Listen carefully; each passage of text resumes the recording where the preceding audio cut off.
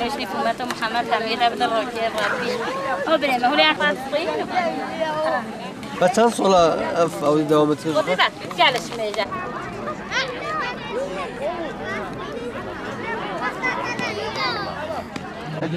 جوا خوش بحیجی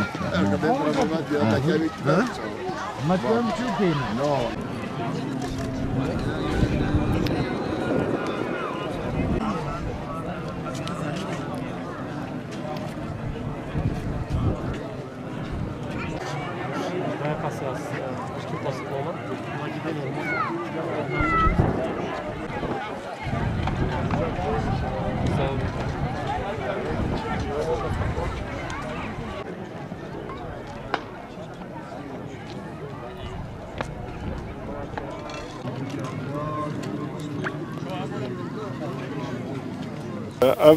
زيارتها المش سينيوتي مهرة اشتب في زيارته ابز عرف عادتي ما يكمنا باي ما بابيرن ما هيش لواتج كمن طرف زيارتها هر سال في وقت سالتين سمين خوا بجا عالم جتن و اوج کوچ شواهد اوج خارن و خارن دن مسافر و تشت كابنا وش كابندام في عيشي بيجد بله حتى السوق صوتيما حتى السوق جازي بيما.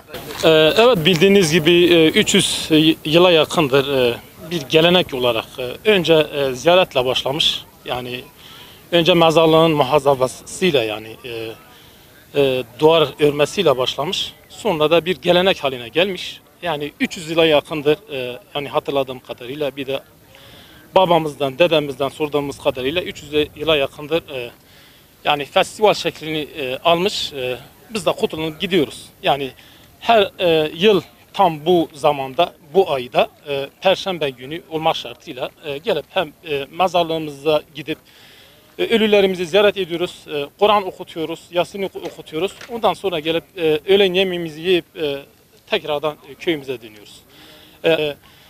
Köylülerimizin nerede olursa olsun gelip tekrar köylerine dönüyorlar. Yani ziyaret amacıyla buraya geliyorlar, burayı kastediyorlar.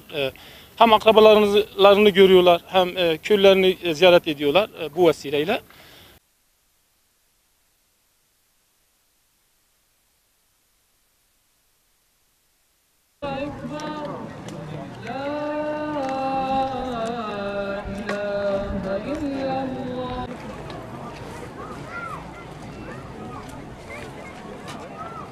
پیغمبر ما علیه السلام گفته اگر هواری قرآن گرد یا مگر ان انسان عزیز و